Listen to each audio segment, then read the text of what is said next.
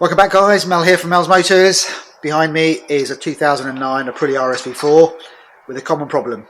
Want to know what that is? Stick around. Okay, we're going to start this up. We're going to have a listen to the engine.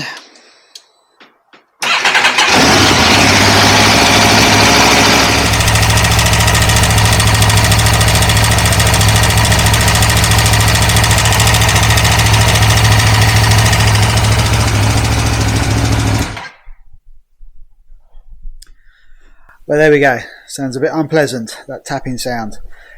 With these Aprilias, they're notorious for the timing chain tensioner to collapse, making it sound horrendous. As this warms up, it gets louder and louder and louder as you rev it up. It's horrendous. I don't want to warm it up now because I want to get the tank off, get those cam covers off so we can gain access to those tensioners.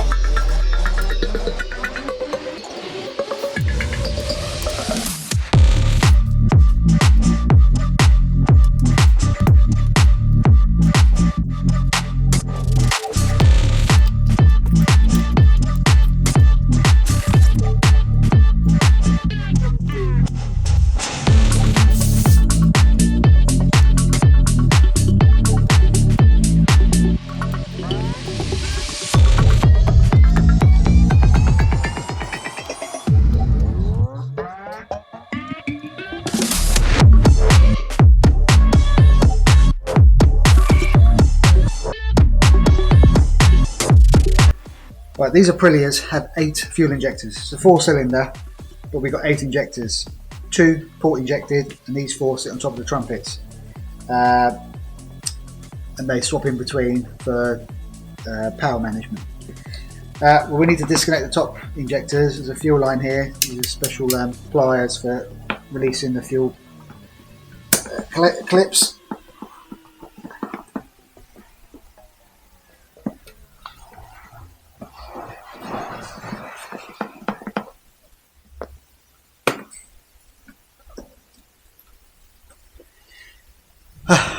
That was really stiff. Be very, very careful. Don't break either pipe, because these pipes you can't buy separately. They come as a complete injector set. Worst came to worst, you did break a pipe. You may be able to cut it up and put a hose in there, but please don't break one.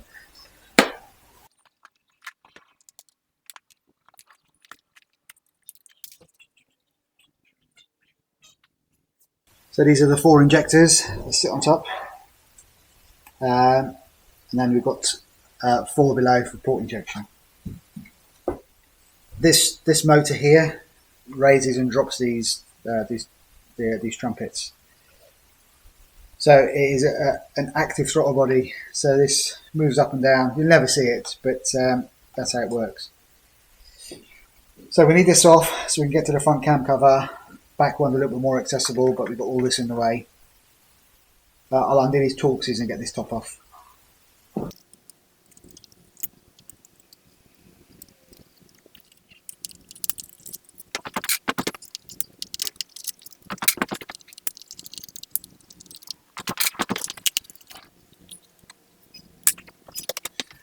So we've got this throttle bodies exposed. We don't want any dirt to get in there. You can stuff tissue down there, but it's not great. If you ever get this foam packaging, you can cut them down to shape and use them to stop any dirt getting into your chambers. And then got cable tie through them, so they're easy to get in and out. Use a second cable tie just to lock the cable ties into place. Just a simple way of keeping dirt out. If you make them slightly bigger, you can squash them in.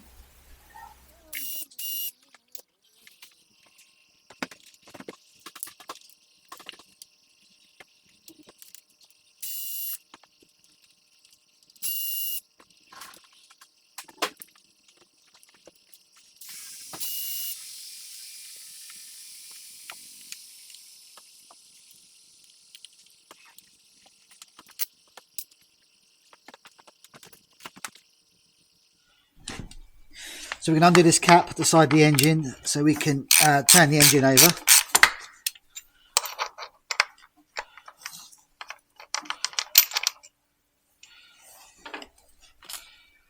So looks like an 8mm Allen key bolt in there.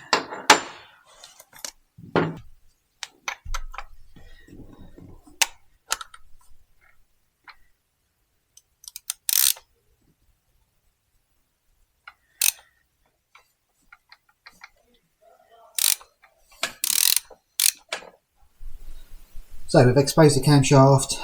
There are no real timing marks to work with. The tensioner we want is buried all the way down there. It's very difficult for me to show you. Once we get the chain and the sprocket out the way, we'll have more of a chance of seeing it down there.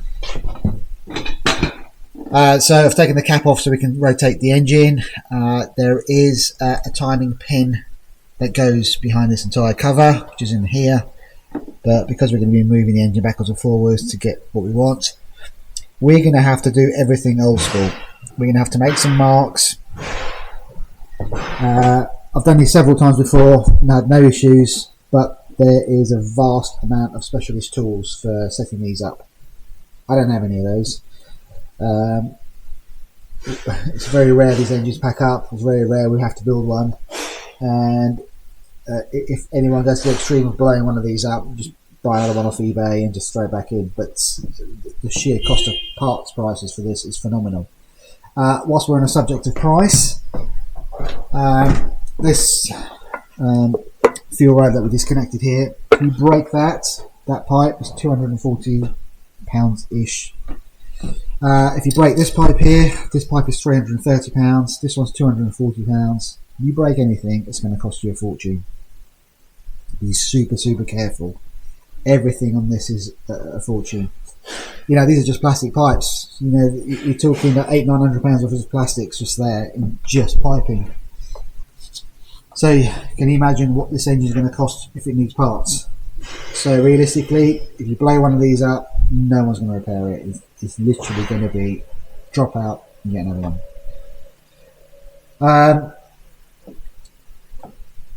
So the tensioner's way down there. So we've got two 13mm head bolts holding the cam pulley on. You can't get to two bolts at the same time, it's very difficult. So you're going to have to take one out and then leave one tight, turn it around to where you want it to be, create a lot of timing marks, and then you can start taking the pulley off.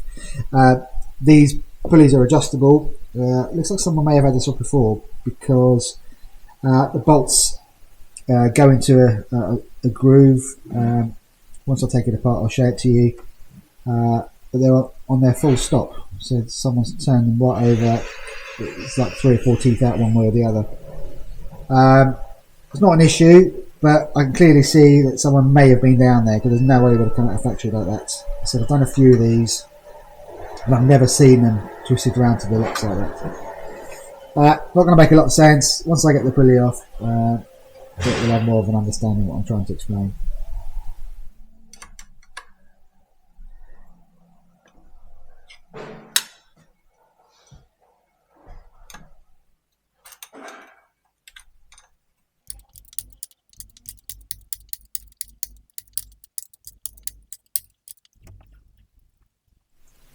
So this is where we got to. One bolt undone and removed. So now we've got the top bolt to contend with. Do not loosen that until you're sure when ready to undo that. Right, next thing. Now to do these jobs you need some really expensive specialist tools. I don't use specialist tools. I've made a plate with two 6mm holes here. There's two threaded holes. So I've clamped a piece of plate there in between two gears. I've turned the engine over here until that plate, the thin plate, is wedged between two gears. Now, I said to lock the crank, this cover's got to come off. Then you need to buy a gasket and all sorts, clean up and drain the oil. You don't want that headache. So I'm going to be using my socket as my timing mark, and I'm going to be using Tipp-Ex to mark absolutely everything. So instead of removing the timing cover here, we're going to use I'm trying to undo the cap off the Tipp-Ex. Right, so I'm going to use my socket as my timing mark because it's a hexagon.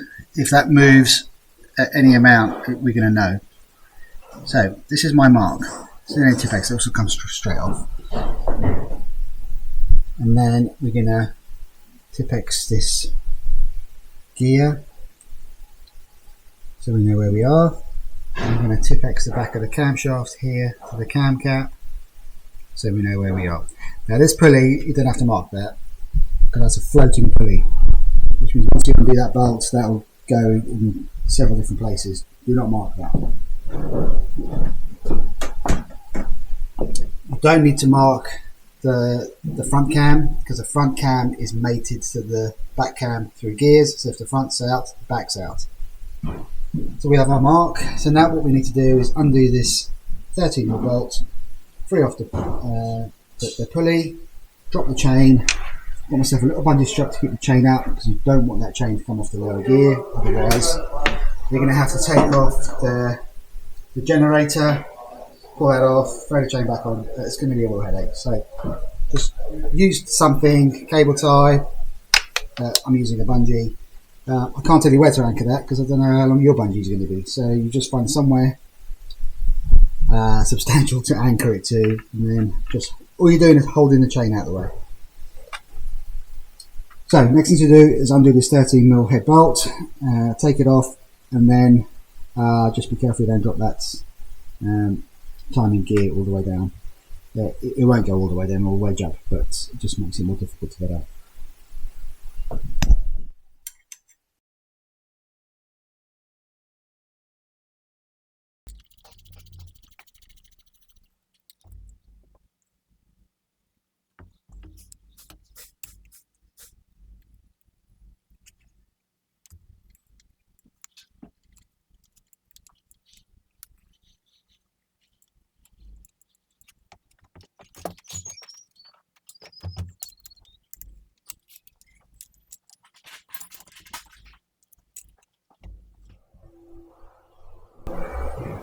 Okay, so down there on the right hand side, try and point to it there, in the corner is a little pin sticking out, which is the tensioner for the chain.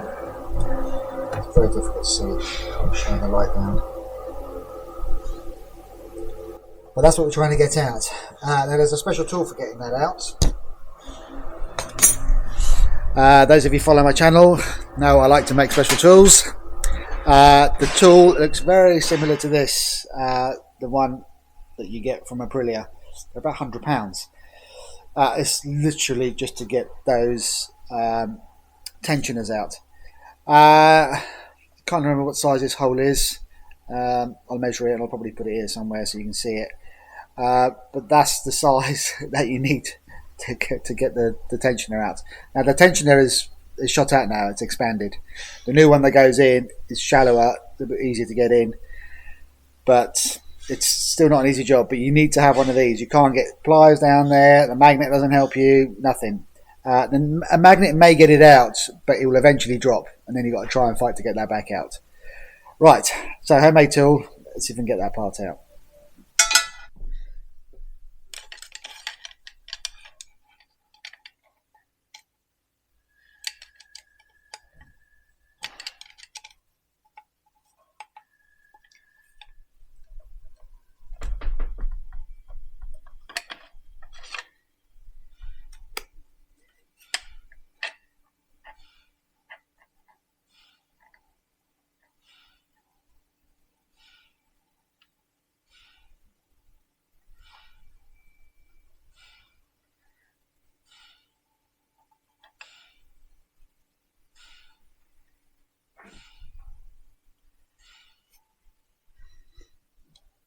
There we go. So that spring is shut out and makes it really, really difficult to get out.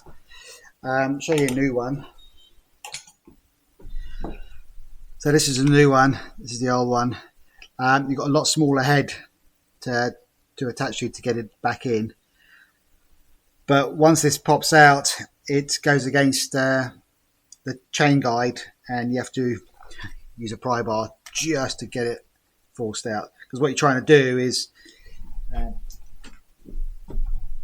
once this is locked on, if you twist it, so if you twist this tool left or right or forward and back, it jams on, and then you can pry against it. So as you're prying, it's just enough to get it out. I don't know why they buried it inside an engine and not on the outside, but that's the way they designed it. I mean, the engine is a V4, which means it's offset anyway, so you could have got it in from the side on both sides, but no, this was the design they chose. So the head on this is smaller than the actual shaft, which means that this tool now will not stay on there.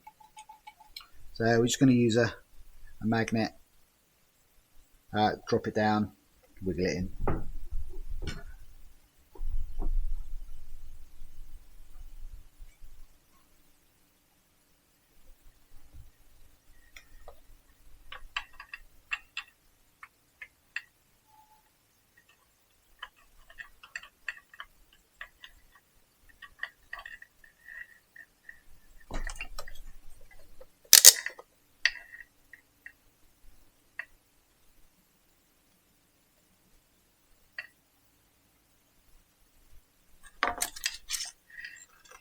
Okay, easy as that.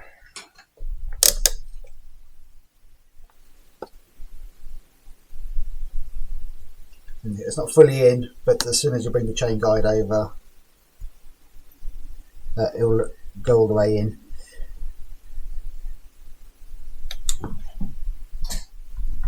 So this is our pulley.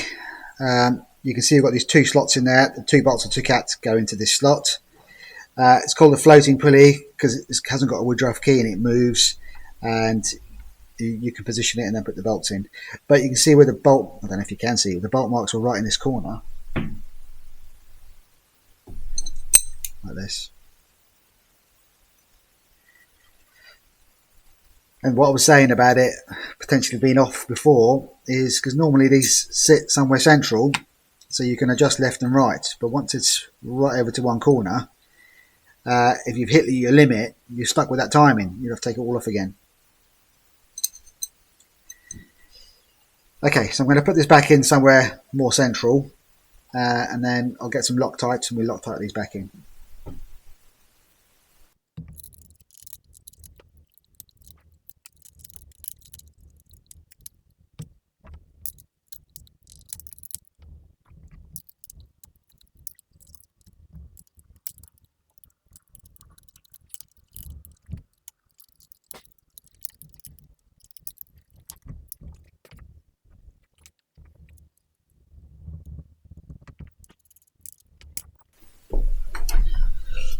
Okay, the floating pulley is on and not tight. So what we need to do now is make sure that our Tipex mark here and down the bottom is in the right place. And before we tighten this, we need to try and release the plunger in the tensioner.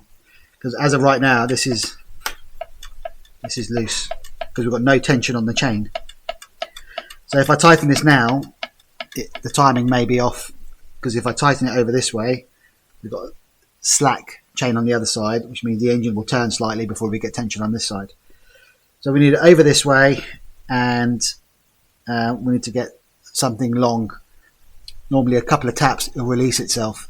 It has a lock activated when it's sold to you, but we need to release that the plunger from its lock, so it sticks out like the one we took out. Obviously not as far, only up to the guide. Okay, so I've got this snap-on screwdriver. God, I've had it well over 20 years. It's probably the most useful tool that I've got. Hardly use it, but when I do, it's absolutely brilliant. It's thin enough, and the flat part of the screwdriver doesn't splay out like most screwdrivers, like that. So it's a uniform shaft. So now I need to get down there, right on top of the plunger, and I need to tap the top of the screwdriver, and then it should release. So if I push this over this way, so once it releases, you'll see that move. Okay, I need a torch.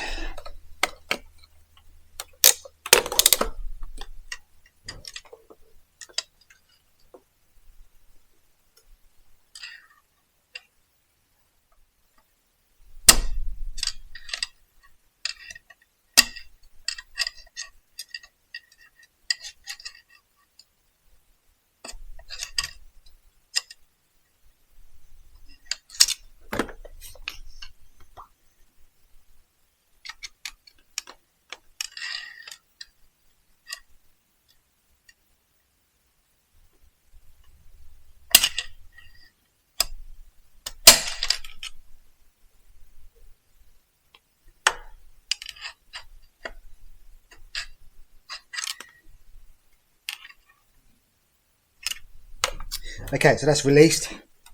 As you can see now, the chain won't go backwards or forwards. So we've got all the tension on the side we need. Now we can tighten up this bolt.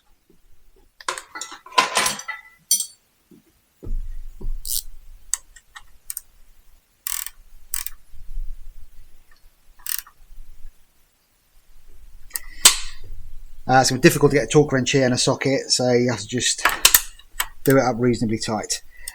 This particular bolt is fine thread, so it will tighten up pretty well. Normally anything with a higher pitch you have to tighten tighter, but I think this is an 8x1, so it tightens up pretty tight. Okay, so I know my mark is right. I can see the mark down there is right, nothing has moved. This plate that I made has held the two cams together.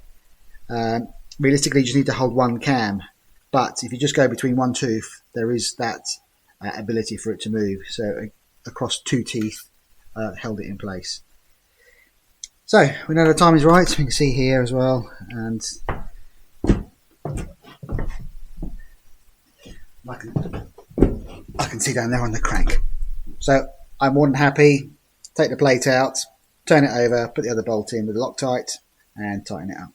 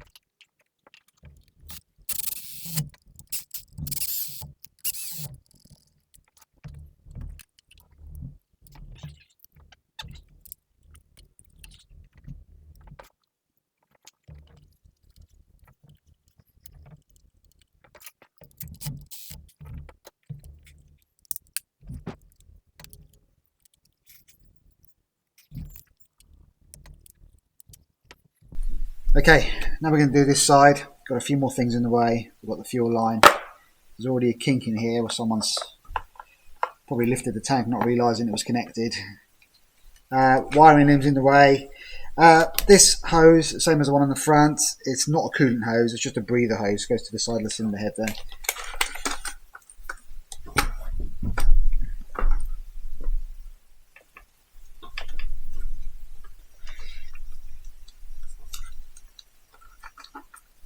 There you go, it's just moved out the way. As before, we'll take the coil packs out, undo the 3 screws, get the cam cover off. I undid the injectors on the other side because, yeah, it's going to catch, so we'll have to undo those as well, same as before.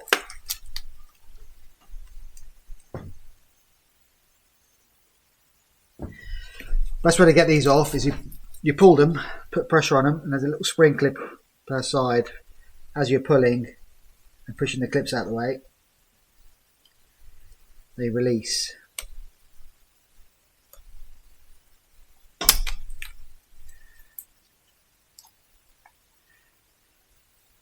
If you try and do them one at a time, they'll just spring back in.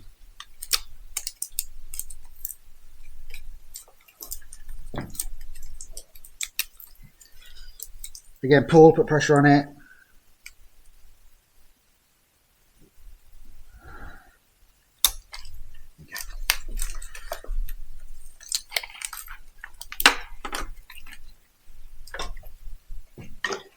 Don't get the coils mixed up, same as the front. That's why one over one side, one over the other.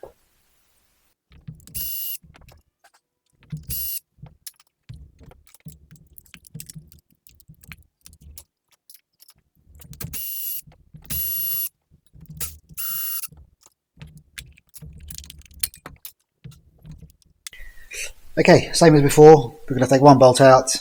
And we're going to turn the engine over. Once we get access to the other one, we'll lock the cams up.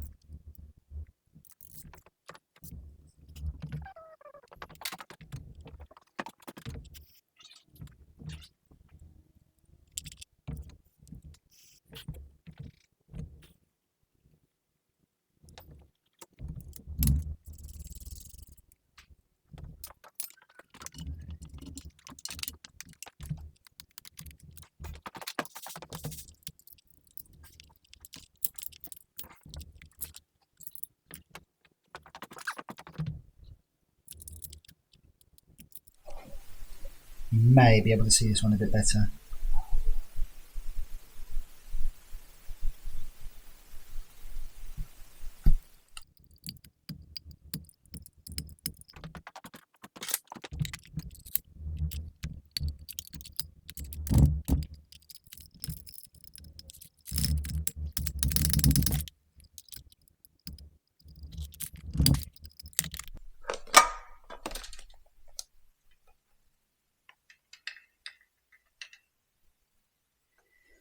Well, this one took a lot longer to come out. This shaft had extended right out, just could not get it to move. But I think where I was getting my tool on there, I think I may have scored the edge a little bit. When I pushed it in, it jammed, and I was able to get it out, half in, half out. But yeah, that took about 10-15 minutes to get this one out. But it's out. So this is the other one I took out. See how far it was extended? It was hitting the chain guide and it wouldn't let me go any further. So I managed to push it back in, but these don't normally stay in, they just bounce back. So I was quite lucky.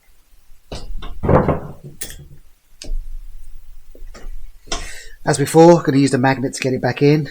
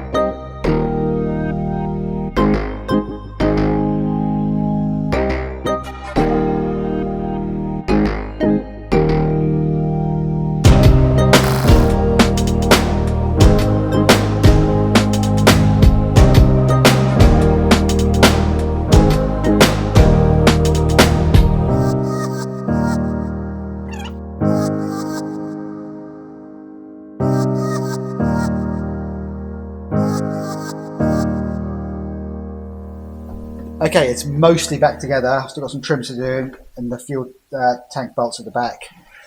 But before I do any more to it, I just want to make sure it starts. It is going to start loud because the lifters need to fill up with oil. Once they fill up with oil, they'll lock to that position. So, see if our jobs are paid off.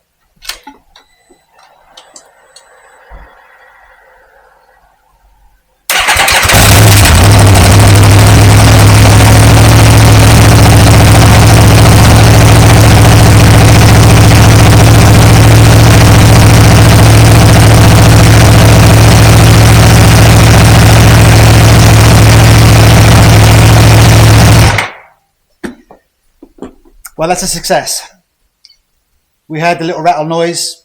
It was the first split second. As soon as the oil pressure filled up, job done. Like I said, these are hydraulic. It's not supposed to bounce around like this. It's supposed to be pretty stiff. A bit like this one now that it's gone in.